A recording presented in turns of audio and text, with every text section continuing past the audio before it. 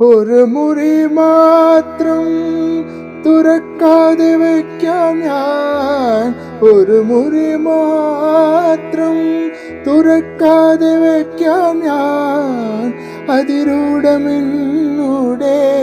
ആരാമത്തിൽ സ്വപ്നങ്ങൾ കണ്ടു, സ്വപ്നങ്ങൾ കണ്ടു നിനക്കുറങ്ങിടുവാൻ പുഷ്പത്തിൻ കൽപ്പമൊന്നു ഞാൻ വിരിക്കാം.